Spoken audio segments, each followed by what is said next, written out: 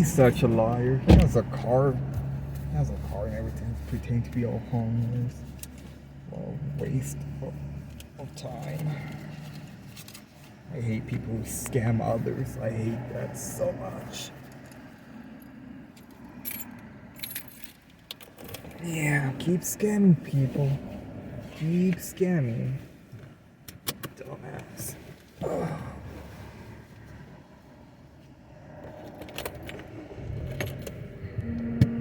Both there and the hostages.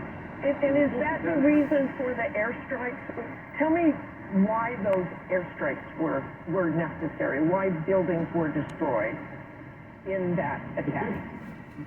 The forces came under fire from 360-degree threat. RPGs, AK-47s, explosive devices on the way, mortar rounds. It was and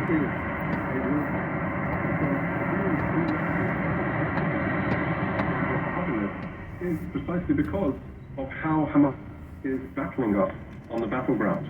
Our responsibility, our first and foremost responsibility, is to rescue the hostages, to bring them home, to create a better security situation for Israelis, and I would say for Palestinians alike.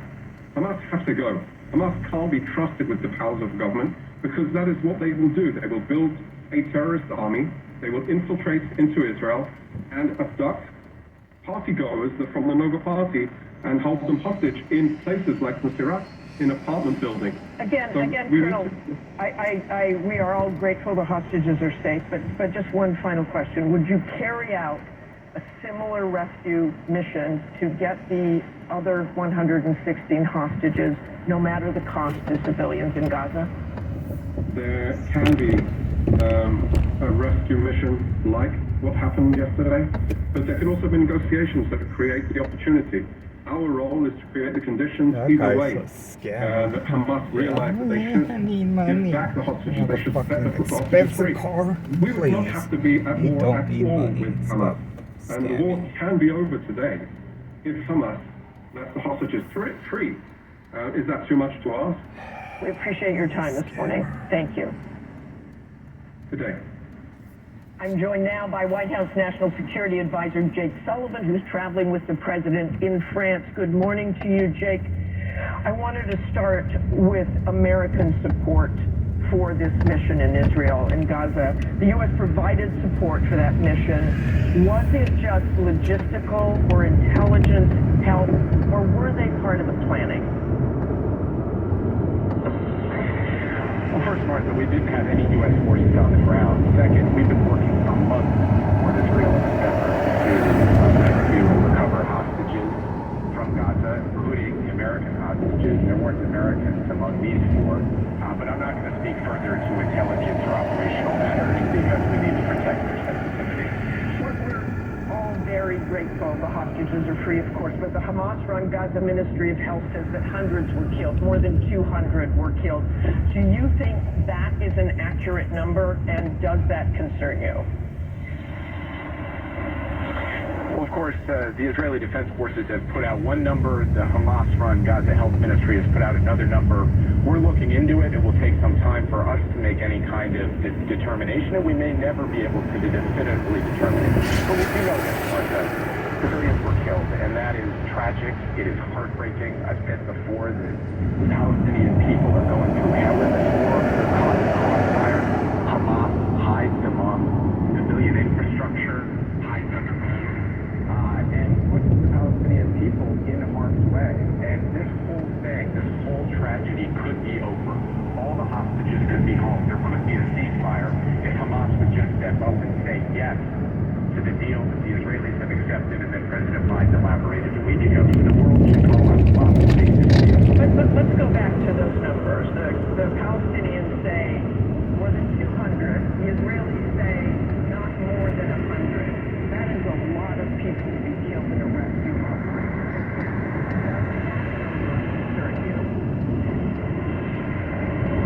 Well, every single loss of an innocent civilian in Gaza or anywhere else concerns us. And more than concerns us, it's tragic. It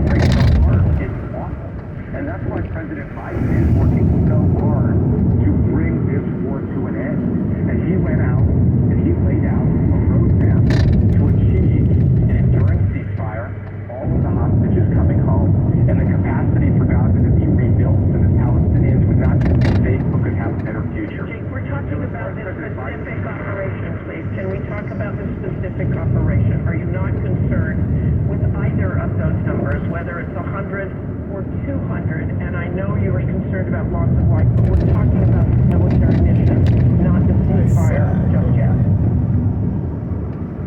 Mark, as I just said, and I will say it again, as many times as you asked the question, we are concerned about every loss of life, including in this operation. Anytime civilians are killed, we're concerned. Of course we are. That's why we want this war to end. The only way to get all of the hostages out and to end any more civilian casualties in Gaza is to get to a comprehensive ceasefire and hostage agreement. So the two are not distinct issues. They're connected issues. How do we end the death of civilians in Gaza, Mark? That there is only one way, is to get to a comprehensive ceasefire and hostage deal. That's what President Biden laid out. And that is, again, what he is reinforcing today, because Hamas accepting that deal would bring an end to the tragedy in Gaza. So does the U.S. support Israel doing more operations like this in the very same way, even if this number of civilians were killed? Look, the United States will support Israel in taking steps to try to rescue hostages who are currently being held in harm, held by Hamas, and we will continue to work with Israel to do that. We will also continue to reinforce the point that all of their military operations, including hostage rescue operations, should take every precaution to minimize the amount of civilian harm or civilian casualties. That is a point we will reinforce in all of our engagements with the Israelis going forward. Benjamin Netanyahu said shortly after the hostages were rescued, he spoke about military missions, Israeli military missions, and he said, our soldiers are performing in the most valiant and moral way to end this war with a victory against these killers and against these kidnappers, and we shall prevail. Would you agree that the Israeli military has performed, as Netanyahu said, in the most moral way in this conflict? Well, the first thing that I will say, Martha, is that Israel has a righteous purpose in trying to bring about the defeat of Hamas, who authored one of the worst massacres in history, the worst massacre of the Jewish people since the Holocaust. And Israel has the right to go after Hamas, who conducted that attack. Now, we have said all along that Israel should be operating in a way not just consistent with the laws of war, but taking extra precautions to try to protect civilians. We see individual instances that we have spoken out about, where we would like to see them operate differently, where we would like them to be more precise, more targeted in their operations. And we will continue to speak out on those issues, to report on those issues, as the State Department did in a report it released a couple of weeks ago. But we will also continue to reinforce the point that the reason this war is going on right now, that there is not a ceasefire in place right now, is not because of Israel. It's because of Hamas. And that point, we believe, needs to be reinforced by the entire international community, because if Hamas came and said yes to the deal on the table, there would be an end to the need for these kinds of operations, because the hostages would be coming out peacefully and not through military action. And how do you think rescue operations like this affect those negotiations? It's really hard to say right now. It's hard to say how Hamas will process this particular operation and what it will do to its determination about whether it will say yes or not. We have not gotten a formal answer from Hamas at this time.